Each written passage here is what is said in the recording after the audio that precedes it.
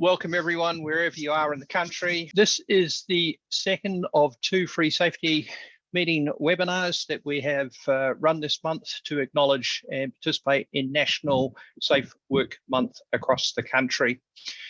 My name is Colin Gibson. I am the Manager of Field Support at MEA. I am an electrician by trade, but I've also done some university qualifications, have extensive safety experience.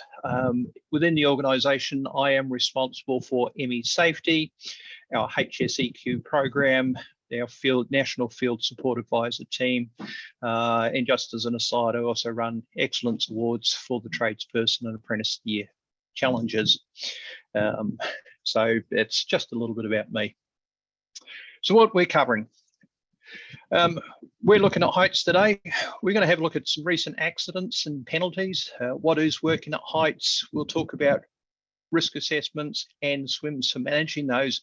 Sadly, fall from heights is one of the major sources of injuries at work. We know that it is managed poorly, and I'm quite sure as you've gone driving around the streets, you would have seen examples of people working at heights with absolutely no protective measures in place. Most accidents, not just at heights, but most accidents have no or very poor risk assessments as a factor, and heights familiarity, so a little bit of overconfidence and that sort of thing is also a common factor. So ask yourself, if you are a PCB, if you're running a person in control of a business or undertaking, are you sure that your workers understand why height safety is a significant issue? And we all know that, oh yes, I can fall and get hurt, but do they actually understand that it's a significant risk within your business? Nobody working at heights really expects to have a fall and get killed. Sadly, it does happen. So here's a random sample of 2022 incidents from this year from various regulators, just to give you a bit of an idea. New South Wales this week, 7 people were injured in a 4-metre fall through the roof of a cold room. So this happened on Tuesday. Obviously the details aren't all out there yet, but there are serious injuries, including spinal injuries. I'm quite sure 7 people on the roof of a cold room possibly didn't really realise that they were working at a potential height situation. We don't know the full details on it, but 7 people is a rather significant major trauma event. August, just here in Queensland, I'm not picking on these states for any particular reasons other than there is some information that we're aware of fairly quickly. But August this year, worker fell from the roof of a high-set home onto concrete, multiple fractures. The young fellow's broken his pelvis. That could have significant life-changing implications. New South Wales in July, apprentice fell from the roof of a 2-storey house, serious injuries. June 22, an apprentice fell 4 metres from a roof, seriously injured. May, a worker significantly injured falling from a ladder, multiple fractures. And I lost a family member who was simply climbing onto a ladder to get down from the garage, who fell, and that was the end of it. I mean, these things happen, and that was a domestic environment. I don't think they expected to have that outcome. Yes, shot us major court penalties from this year. These are penalties imposed this year. And again, I'm not picking on any particular states, just there's some really relevant examples here. So WA in May, $45,000 fine plus $5,000 in costs imposed on a PCBU when their worker fell 3 metres through a concealed void. So that could have been, I don't know the circumstances fully on this case, but that could be a sheet of ply over an opening in the concrete that they just didn't realise and it's given way. I mean, those sorts of things happen. Don't forget, on top of that, 50,000, there would have been lawyers' costs, cost of fact on the business. There could be some civil actions and so on. New South Wales in September, $150,000 fine for a worker falling 8 metres, sustaining serious injuries. And WA, November 22, that's interesting. Sorry, that should be November last year. A $320,000 fine on a PCB on a company because a worker fell 12 metres to their death, falling between two floors. We tend to think of falls from heights externally. That was between two floors. You know, no business is going to take that without feeling. But of course, that's a financial penalty. On top of that is all the trauma, the stress, the worry, the you know, the devastation wrought on businesses and families of people who are seriously injured or killed in falls. This is major. Pulled this off of Safe Work New South Wales website just the other day.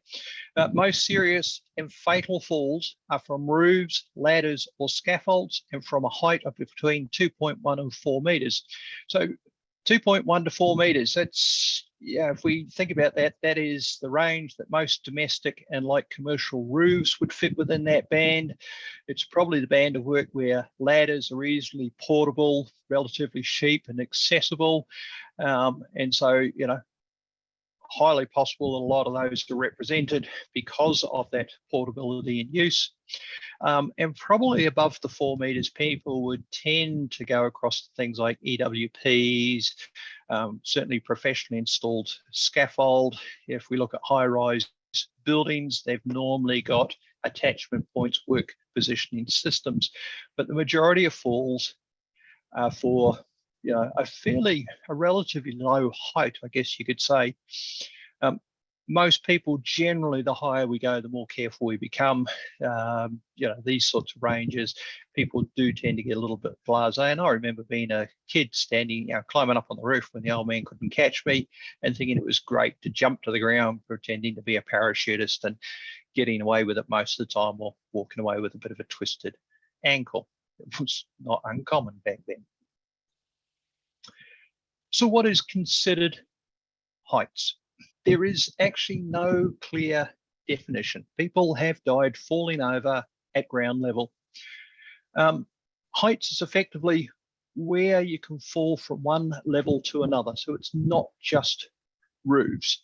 When you're elevated from the surrounding surface, so for, you know, when you can fall from the ground, from roof to the ground, from the ladder to the floor or platform that you're on, this is all height stuff.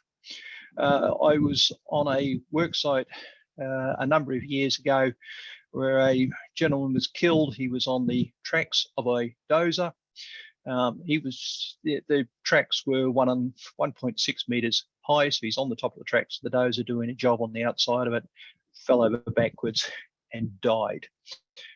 So, you know, what is heights? Generally, you know, we don't sort of consider heights to be as I step off the road onto the footpath, you know, 100 mil or whatever the height of the curb is. That's not considered, but generally it's where you can fall from one level to another and sustain some injuries. Aside from, what's considered heights, we're good at considering roads, roofs and outside locations.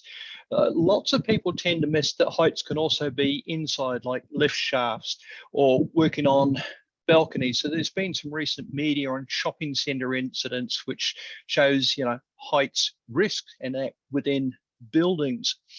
The multi-casualty incident this week in New South Wales on the roof of a cold room that I mentioned earlier. Other stuff, middle of flat surfaces, flat roofs, floor pits. So there was a fatality in Queensland a couple of years ago where a guy, he's nowhere near the edge of the roof, but he was working on the roof of a medical facility and fell into the air conditioning duct. So the air conditioning unit on the top of the roof, great big duct, as you can imagine, for a medical facility, actually fell down. It fell about 8 metres and got fatally injured. So, you know, heights can be well away from the edge of the roof, and of course they can occur underground. So if you think about underground shafts, that is below ground level, but you know, you can have significant heights there. So sewage, into sewage access pits and that sort of thing, or if you think of underground mining locations where they have shafts and ladderways and so on. They're areas that people don't really tend to consider too much, or not as commonly. So what's considered heights? There is no magic distance. It is wherever you can fall from one level to another and sustain an injury. In that case, it's likely a height. Okay. Generally, we tend to think of heights and we go straight to SWMS. SWMS, Safe Work Method Statement. These are mandatory when workers' feet are above a set distance. So around the bulk of the country, if your workers' feet are 2 meters off the ground, you need a Safe Work Method Statement. South Australia's got a slight variation for that, and in domestic environments around 3 meters. So above those distances, you need a Safe Work Method Statement in place. Below that, it's not mandatory. But what is mandatory is the heights hazard is still there and it needs to be managed.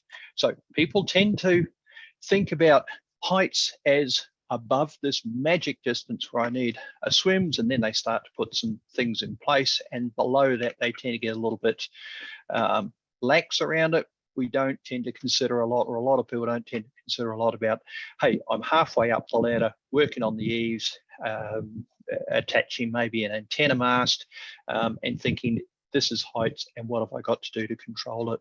So think of the example before with the gentleman falling off the dozer track and being killed, 1.6 meters. I mean, he was even crouching down at the time that he fell backwards.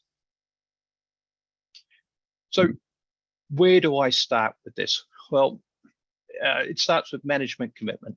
If management is not committed, your workers will not be. Absolutely. If management minimize this, ignore this, or even minor, don't worry about it, it'll be fine, you'll be okay, then you're not showing commitment, your workers won't be. So it needs management commitment. It needs employee commitment.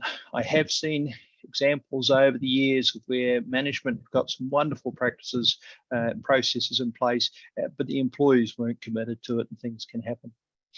It does revolve around risk assessment and implementing procedures, Safe Work Method Statements. We'll come on to this stuff as we go through. Training, reviews to manage. So it's unlikely with heights that one document is going to cut it for you. You're likely to need SWMS and procedures. So an example of procedure, I might have a ladder use procedure, and I might have procedures for doing inspections on ladders and so on. Procedures on or requirements for training, those sorts of things in place. You're going to need a number of resources to demonstrate your commitment and to give direction to your people about how we are going to manage heights within the workplace. So, after management commitment, employee commitment, risk assessment, core reason around this is to keep people safe from harm. And if you were tuned into the risk assessment webinar the other week, this slide will be a little bit familiar. I've modified it slightly.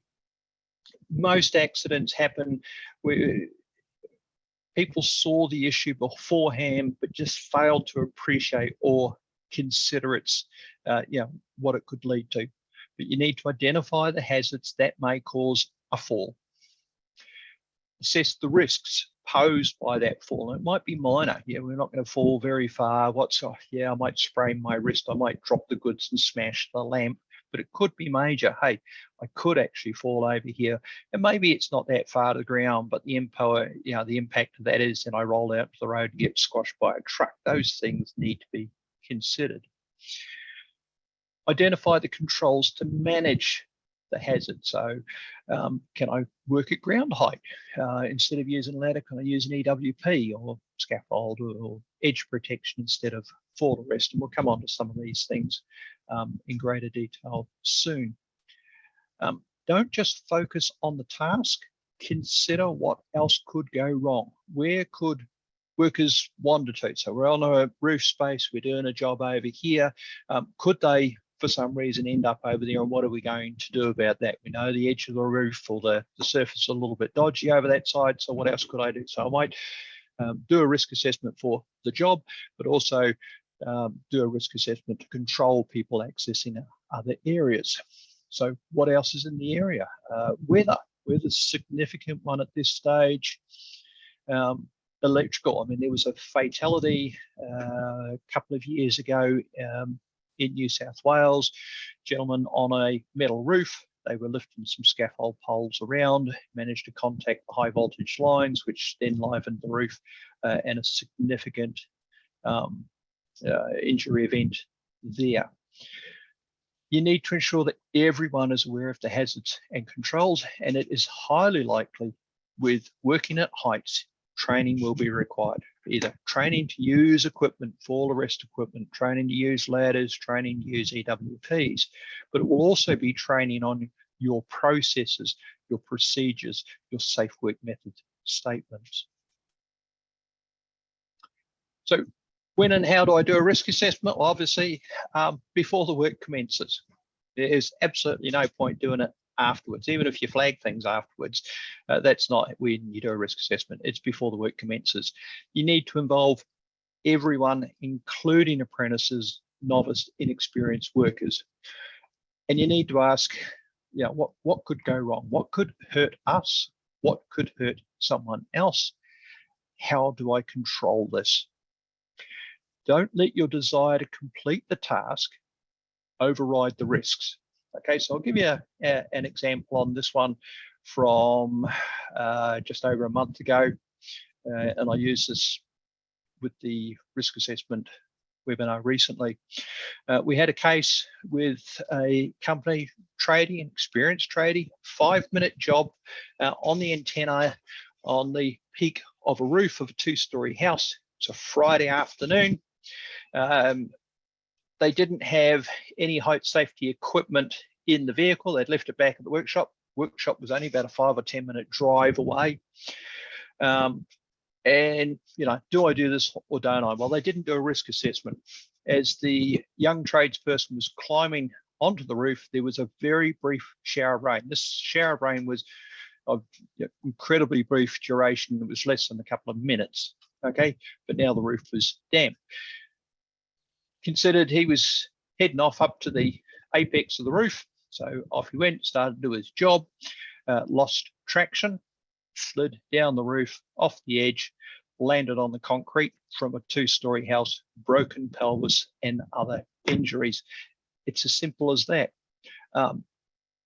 Talking to the tradesperson since, knew he should have had something in place, knew where to go and get the gear, but it was Friday afternoon. The weather was closing and decided, should be right just to do this. And this time didn't get away with it. Poor apprentice at least had the presence of mind when the tradesperson landed on the concrete in front of him to go, this is serious. Phone the emergency services and phone the employer and put the appropriate responses in place. With risk assessments, short jobs, you're probably going to do it once, but you need to keep in mind what you've missed or what could change while you're doing it. Longer jobs, risk assessment needs to be revisited periodically. Think about what has changed. Weather is a big one this time of year. What's changed? Who else has arrived on site? Equipment. After breaks, you might want to consider it as well because people forget. Document your risk assessment.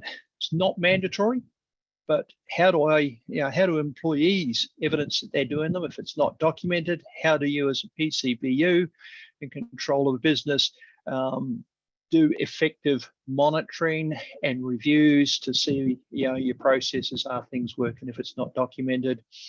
Documenting them is a great reference point to be able to assist new workers onto the job site, new arrivals. They're just great all around. Fantastic training tool, a great review tool to be able to say, hey, how are we managing these things, and is that a good way to do it? Hazards that may contribute to falls from heights. Slip, trip, slide. So example I gave just before, the young fellow wasn't intending to come off the edge of the roof. He was working at the apex, but the weather meant that the roof became very slippery. Obviously, there was a number of controls missing.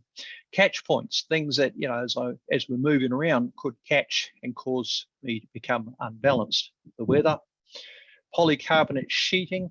In some sectors, it is quite widely identified. You know, polycarbonate sheeting, alcinite, and those sorts of products over time do discolor. We've had some incidents I'm aware of where it's been painted over, and so people haven't realized it's polycarbonate sheeting that they're walking on. Person steps on it. In one case, I know someone fell 5 meters to the concrete floor in a warehouse going through polycarbonate sheeting. Also consider things like ply and anything on the surface that you're working on that is a change to the state of the rest. You know, it's different area that needs to be considered. So changes in surface material. The load bearing capacity. I don't know what the circumstance is fully with the incident in New South Wales this week, but I suspect 7 people on the roof of a cold room. There might be some load bearing issues there. So the surface I'm going up onto, is it capable of sustaining my weight? In another life, I was in the fire service. It was absolutely hammered into us. Once we climbed a ladder to get onto a structure, the first thing we did was a test to see how rigid that surface appeared to be before we climbed on it. So you didn't climb onto a roof that was then going to collapse. Vehicles, mobile plant. Is there a risk of things colliding with your equipment they're using, be it scaffold, EWP ladders, and so on? Manual handling, overreaching, carrying awkward shapes, and that. I've seen some awesome eye-opening videos on YouTube recently with people carrying air conditioners on their shoulder as they skip up a ladder. I'm hoping it's not Australia. There's some brilliant examples where they get it wrong. Makes great YouTube clips, not good on the safety side. Electricity, as I've just said before about the incident in New South Wales a year or so ago. Other things you need to consider, rescue triggers. You know, this whole thing about what could go wrong and then what am I going to do about it? Now, I've seen many SWMS rejected over time by principal contractors because the SWMS didn't consider what to do in an emergency. And if you don't think about it before something goes wrong, you are going to struggle to think about it afterwards. So rescue, emergency, how could that happen? And if we do have an emergency, what are those things likely to be and what issues could they cause? Because if someone's hanging in a fall arrest device for 15 minutes, they're possibly going to have some other hazards introduced in starvation of the blood supply out to the legs, the possibility of shock type syndromes if you release that pressure inappropriately. Other things to consider as well, proximity to other risks. So I've got here about a ladder on a balcony. So you get people, they look and they say, yep, well, the balcony's sound. I've got a handrail over here. I'm going to access the light. It's not that far. A ladder would appear to be the most appropriate thing for that. But then considering, okay, what's the likelihood that the ladder could be dislodged and pitch me over the side? So think about proximity, what you're doing to another thing there. Classic old risk assessment hierarchy of controls, and you would have seen these things any number of times. The graphic is from Safe Work Australia's guide on how to do risk assessments and assess controls. The hierarchy of controls is elimination. This is from the most preferable, from the best method through to the least. Can I do the work at ground level, or can I do part of that ground level? Can I just remove the need to work at heights? Substitution is the next one. Say, no, sorry, got to do it at heights. What can I do? Well, maybe I can replace my ladder with a scaffold or an EWP. So I've substituted a higher risk thing, the ladder, with a lower risk thing being an EWP, say where I've got a cage keeping in the straps. Isolation. If I can't do substitution, maybe isolation. Maybe I can put up something to keep me away from that. So edge protection is a good example here, where I might put edge protection around the edge where that I could fall off to stop me actually straying out there. I might cone it out and put some barriers up. If that's not feasible, or I want something else to back it up, engineering controls. So lifting gear, these people who use solar panel hoists and that to lift solar panels on the roof rather than having to stand on the edge and lean over, or carrying them up the ladder as I go. Administration is a method, so maybe I can use a spotter to keep an eye on me or my workers to try and alert them if they are not aware that they are straying near edges or into danger zones. Spotters are common, and say when I'm working around overhead lines, maybe it's something I could consider or use as control when I'm working at heights, but obviously nowhere near as effective, or it's preferable as elimination substitution works. PPE is the least effective, but it is the most commonly applied. So PPE is things like fall preventers, fall arrest devices. So fall preventers are things like abseilers use. We can't fall, right? They stop you. So work positioning systems and that sort of thing. Fall arrest devices are the absolute last option for working at heights, because they don't stop it happening. They minimize what the outcome of that is. So for a fall arrest to work, you're actually falling. It's just hopefully going to stop you and create less damage than you hitting the ground, right? Fall arrest is commonly reached out for, but it is absolutely the last line. You shouldn't be getting down to this stage. If you need fall arrest, something else should be considered. I'll come back onto some of that later.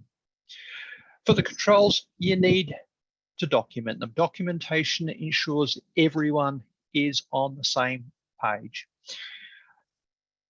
Everyone's input needs to be considered. New workers have different perspectives, and I've actually had cases out on site in my days on the tools where the young apprentices absolutely open up and ask a question. You go, do you know what? That's a pretty good idea there. We need to consider that, or that your suggestion is something that we can utilize and work with. Don't assume your controls are going to work or are working. So implement, but monitor them. You need to review the controls periodically. As I said before, has the weather changed? Has the work site changed? What's different to when we started? Refresh your workers, particularly after breaks. People tend to relax, unwind, check out their phone, text, just have a good old time. They tend to forget the things from before the break. So refresh them. People forget. It's just one of those things. There's no set risk assessment format document. It just needs to capture the hazards and the controls. But absolutely, they only work if they're used, and they need everyone to be involved. We strongly promote, if you're running a business and you have got job management software in place, we strongly recommend that risk assessment is a mandatory step in there. If you can make it a step that pops up again during a long job, fantastic. The risk, though, is people will tick the boxes and bypass. So make sure if you've got job management and mandatory risk assessments that they can't just bypass that step and carry on. There is job management that allows you, some of the job management software, you can bypass a mandatory step. Crazy. Risk assessments shouldn't be identical. If they are, you have a problem. Job sites vary, tasks vary. So as PCBU, review, check, compare those risk assessments. If you're getting the same stuff ticked by the same worker every time, you've got a problem. You need to have a look at it.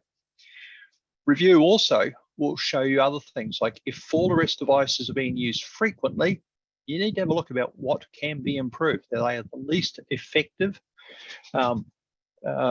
means of protection or control, so keep an eye out. look at what's frequently coming up and go, hey, you know what? Is there a better way? Is there a better mousetrap effectively?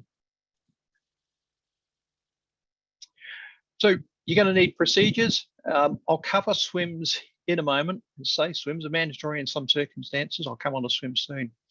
But procedures for other situations. So I might have a procedure for use of ladders, and that will set, say, the minimum standards for using ladders. It might be the ladder types that we're going to use within the business. It might be about, you know, your requirements as to whether it's a platform ladder, step ladder, extension ladders, 3 points of contact in climbing. What is 3 points of contact? That's 2 feet in a hand or 2 hands on a foot. It's not people racing up with carrying things necessarily and having no hands on the ladder. And I've seen that and they go, yeah, I've got 3 points of contact because my elbow was touching.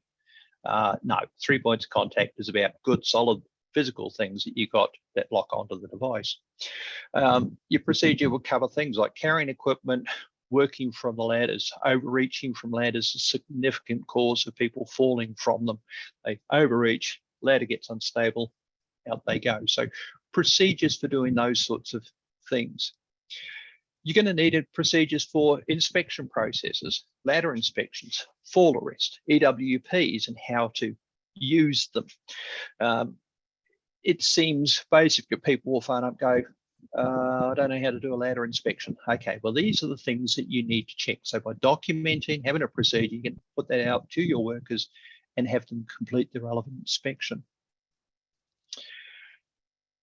You need to consider procedure or requirements around training on these things as well. If you're going to use EWPs, I might need to train certain workers, keep registers of who's qualified for that, keep an eye on their licenses.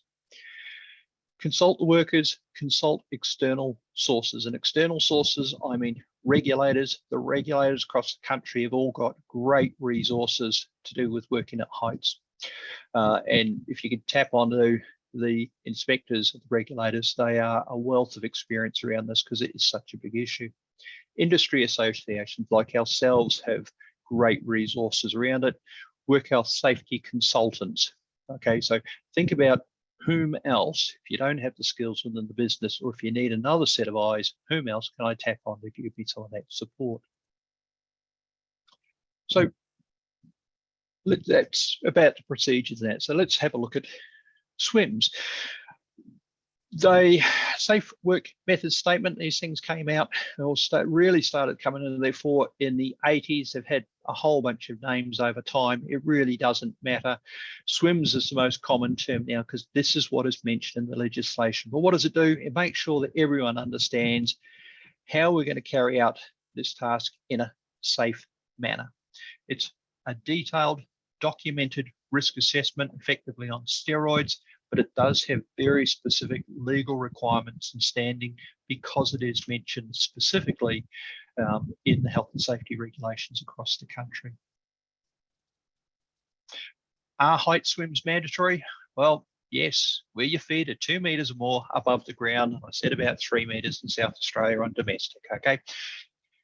If your workers' feet are 2 meters or more above the ground, you need to have a SWMS. It's considered high risk construction work activity. That's the HRCW there. Below that, absolutely advisable. Wherever a risk assessment identifies multiple or complex hazards, you might also have a SWMS to clarify how that job could be done. I'll give you an example. I might have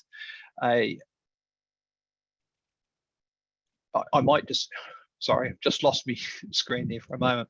Example might be I've got a job, I'm intending to use the ladder because I'm only going to be 1.5 meters off the ground, but I've got multiple trades and public access in the area.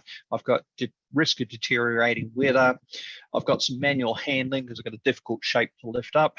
I've got a bunch of things going on here. I might decide I'm not going to do this procedure. I might actually build a SWMS for this task because there's too many things here that could go wrong. So complex tasks with lots of hazards in that might well go for a SWMS. Certainly, if I'm into the region that I'm above what the regulations say, mandatory at that stage to have one. So heights SWMS are mandatory in quite a large number of the areas. But if we think back to that statement right at the start from New South Wales, where it talked about the heights of people off the ground, you know, that 2.1 to 4 meters where the majority of incidents happen. 2.1 meters is substantially lower, you know, further down, lower to the ground than the 3 meters in the New South Wales legislation, where a heights SWMS becomes a mandatory thing. So we've got this recognition that above a certain, definitely, the legislation says you got no choice, you need one, but below that, it's still highly at risk. It's highly advantageous to have processes and SWMS in place. Don't forget other high-risk construction work that might add to this, all right, that might increase the risk working at heights. Okay, so this is some of the high-risk construction work that might have, or the other tasks mentioned in legislation that might have a relevance to heights. So asbestos, yeah, asbestos roofs and that, working at heights, confined spaces, demolition, excavation. Excavation requires a SWMS beyond a set depth. You go, hang on, excavation heights, that's going down, heights is going up. But if it's a deep excavation, you probably have a heights issue there as well. Your heights, your excavation SWMS kicks in below 1.5 meters or more than 1.5 meters in depth. I might well go, okay, the excavation is looking at the slumping, the failure of the trenches and so on. Heights is going to be looking at, hang on, I could also fall here and get injured.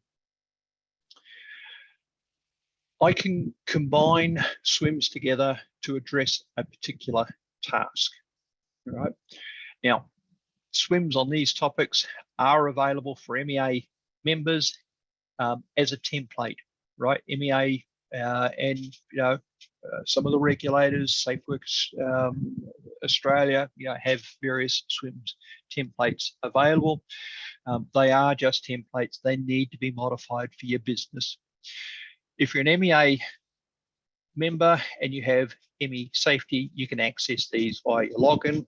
If you don't subscribe to Safety but are an MEA member, you can access these. Whoops, apologies for that. You can access these via your FSA.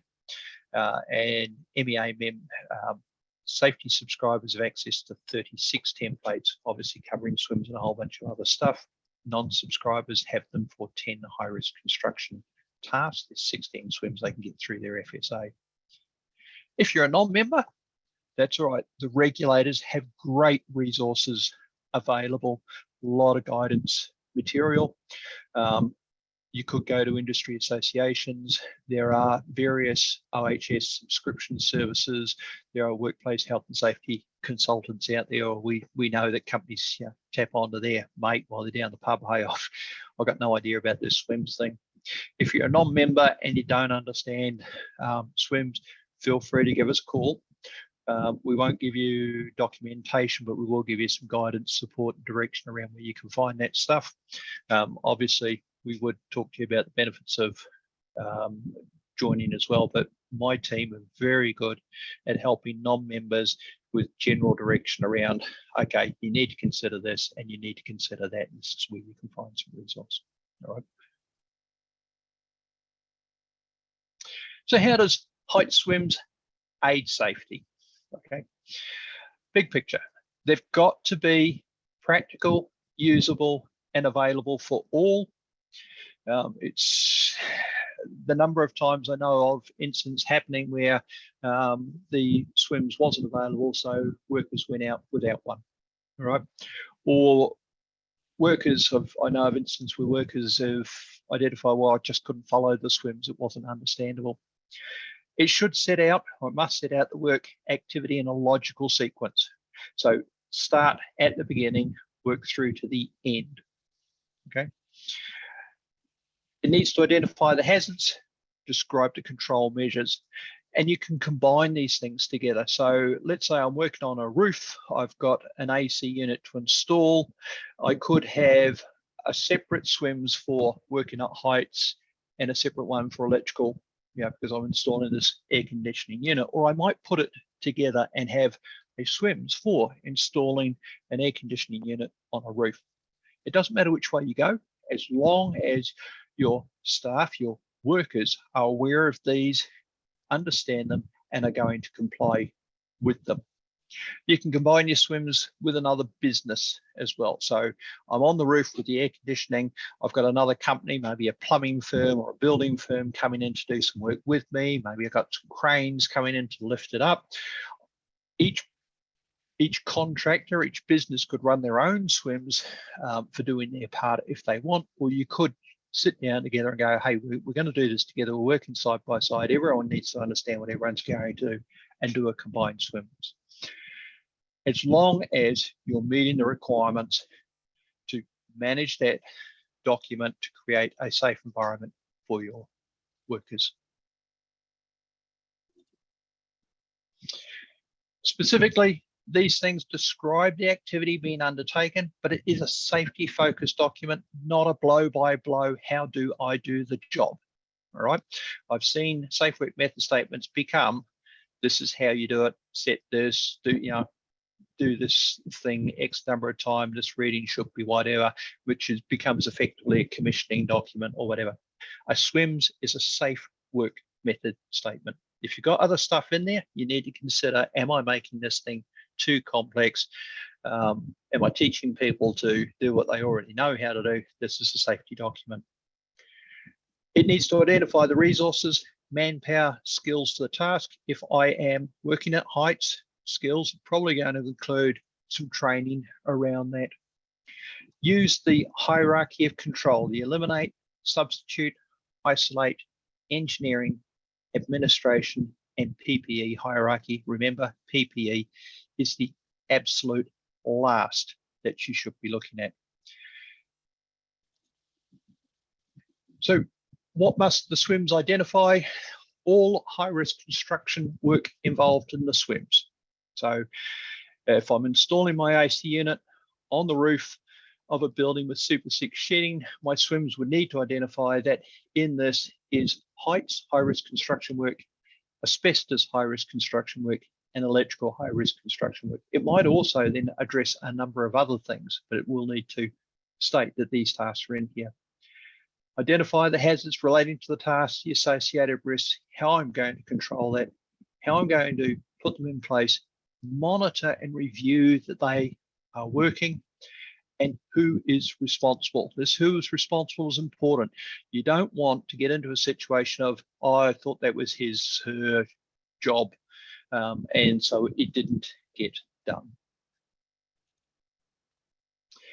They've got to be readily accessible and understandable to persons in the task. They can be physical or electronic, but they need to be understandable. So they're invariably in English within Australia, but it needs to be in a format easily understood by the workers. If I had a group of workers, a team of workers who were not English as a first language, if they communicated with each other in their native language, I probably would consider putting the SWMS out in that language so that they could understand it. If I'm going to do that, I need to be really careful that I've got translation. So I put others in there, they can work in accordance with the same rules, but it's got to be understandable and relevant for your people. There is huge numeracy literacy issues in the construction industry in general. So it's no point using, put into my SWMS a bunch of dictionary words that my workers who are going to use this document have got no clue what it's about. Keep it understandable, keep it accessible. If it is electronic, I need to consider, do I need a backup system in case that electronic, the computer over there dies or becomes unavailable? So physical's got advantages, electronic's got advantages. You just need to have processes. You need to consider in there the emergencies. I've said it before, but the emergency processes, responsibilities, training. Now, it's interesting research that came out of the airline industry a number of years ago around use of evacuations from aircraft. And what they found was those people who have considered it and mentally trained themselves and looked at aircraft evacuations and that, videos and that sort of thing, they are far more likely statistically to get out of an aircraft in danger than people who have just gone on board, haven't bothered to watch the briefing, never thought about it, an emergency happens and suddenly, how do I get out of this thing? So training is important around emergencies. That training could be just talking about it, getting your members to remember, asking them some questions, so that when it goes wrong, the apprentice does know first thing he needs to pull out his phone, phone the ambulance to get some help here because the tradesman fell off the roof and has hurt himself. Workers must use the SWMS for the task. We've seen many fall incidents where a PCB or business had a SWMS for the task and workers weren't working in accordance with it. There are penalties for workers not working in accordance with a SWMS. There are penalties for employers for not having a SWMS, and for not ensuring that their workers work in conjunction with it. So, clear expectations of workers. You must consult workers as you develop your Heights SWMS. They will have insights that you might not. And that might be, hey, they've seen a better way of doing this or a new way of doing this. Particularly if you are a PCBU who did your apprenticeship, say like myself in the 80s, you've been off the tools for a number of years, you're really good at running and building your business, but you haven't been out the tools regularly for 10 or 15 or 20 years, you're probably going to be rusty on some of the things that are currently done. Train then workers in your SWMS, collect evidence of that consultation and training.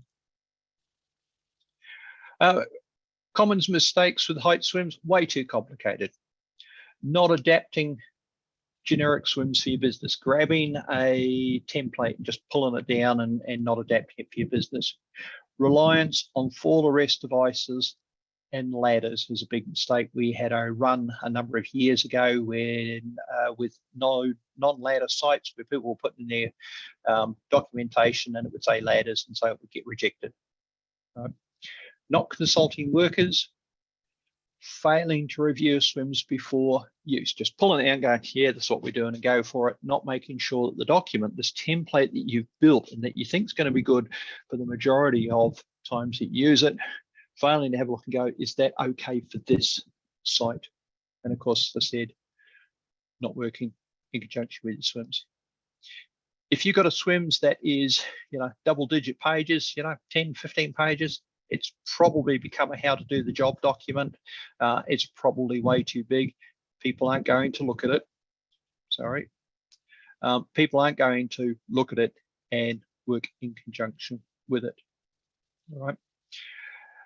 Ladders and fall arrest devices have a place, but they shouldn't be the starting point.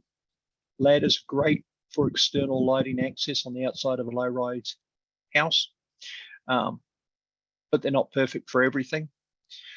Fall arrest devices, you shouldn't be using it if you're less than 3 meters off the surface you can fall to anyway, due to things like the lanyard length and how long the shock absorber takes to play out and the height of the person and that sort of thing. So consider things like edge protection, EWPs.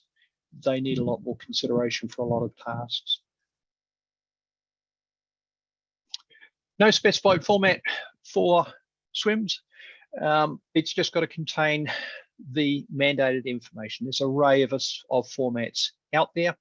SWMS have grown to contain a lot of irrelevant information.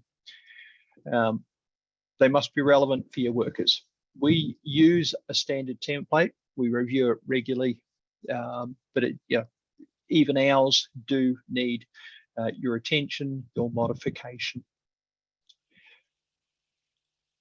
So here's an extract of one of our Working at Heights SWMS. This is Working at Heights if I'm going to use fall arrest systems. I'll say fall arrest is not a good control to have in place, but it is commonly used. The mandatory stuff is the highlights of the company name. Who's responsible? How do I contact them? Where is the workplace? Who's in charge are the key requirements there. Within the body of the SWMS, okay, break it down. What are the tasks? What's the hazards posed by those? what are the control measures I'm going to put into place, and who is responsible. And that who is responsible, it doesn't matter whether you use a title or a person's name or their name and the title. It doesn't matter. There's something that identifies for the people using the swim who's responsible for that. Every control should have someone responsible for making sure it is in place and make it logical. Risk scores aren't required. Signing on to a SWMS. Funny, there's nothing actually that says you have to sign, but it's highly, well, it is expected and it's highly recommended. The act of signing on to a document shows some ownership, and it's the person's agreement to comply. Okay, so signing on to SWMS, be it electronic, and I've seen people sign on with an X, but because of their login, you know that is them. All right, or signing on in paper is fantastic. Okay, highly recommended.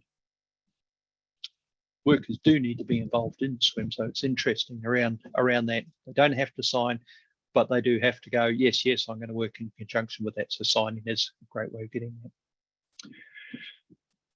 Other things to be aware of, PCs are required to verify that you have a SWMS for tasks on their site. So if the principal contractor contacts you and says, mate, I need to see your SWMS for, they have to, right? They can question you if your SWMS is satisfactory. Okay, so do you think this is good enough? If you come back and go, yes, that actually should be, unless there is a major failure there, that should be pretty right. So they can't insist that you change the SWMS as long as you are confident that you have got all your hazards and risks covered. But if you get into that sort of discussion with PCs, contact someone for some advice. So if you're an MEA member, give us a holler. Our FSA is good at trying to give you some direction around that. If there's an accident, you must keep a copy of the SWMS, absolute minimum of 2 years. We strongly recommend that if the SWMS has been used, it was in use and there was an incident, we strongly recommend you keep it for 5 years minimum. Reason for that is 2 years is what it says in legislation, the regulations, because of action a regulator might decide to take an investigation done. But there might not be that action, but you might have somebody decide to sue you civilly and that sort of thing. So we recommend, particularly in this modern age, keep SWMS forever if you can, electronically, scan it in, lock it away, keep it. Absolute minimum 2 years. We recommend 5 years. If you've got the ability though, I would store it for as long as you possibly can. If it's asbestos related, you've got to keep it for the life of your business and then arrange where the records go after that, because a worker 40 years down the track might go, hey, I was working here, I've got asbestosis, I think it was from here. Being able to pull that documentation out years down the track could well aid you in either supporting that claim or refuting that claim and any liability.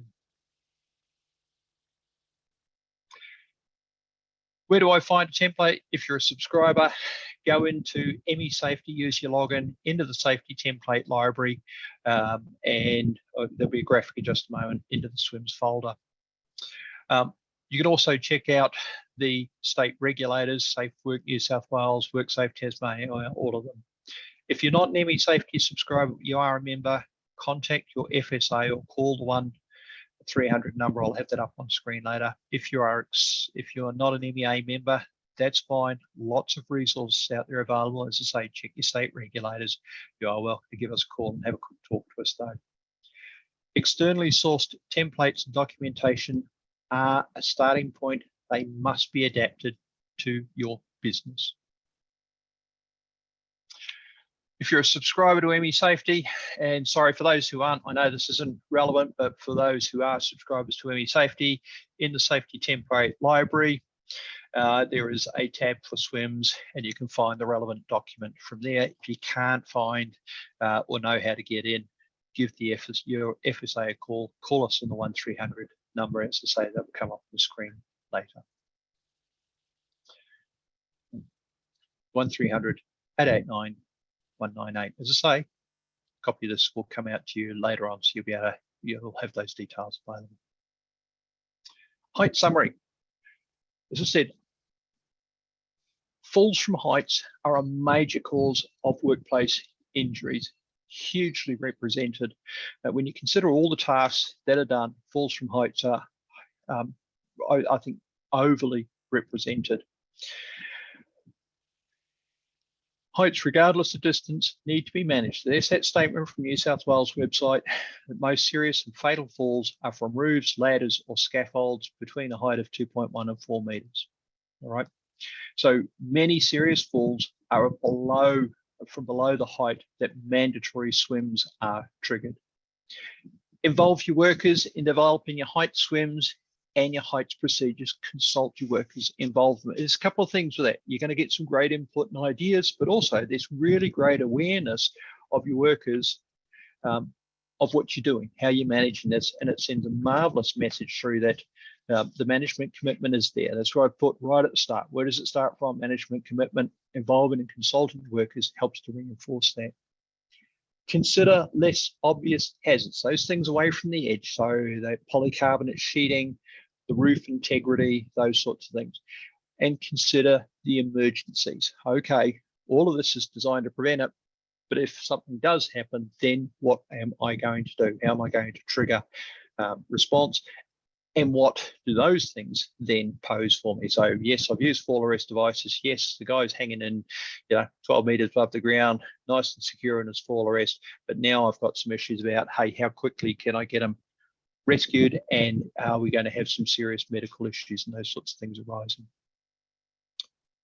If you are not committed, your workers will not be committed either. If they might start out committed, but if management is not committed, if they're not driving it, your workers will fall away rather quickly too. Need help? Talk to your field support advisor. I've got FSAs around the country, based in each state. So Perth, Adelaide, Melbourne. I've got 2 resources there. I've got 2 people in Sydney.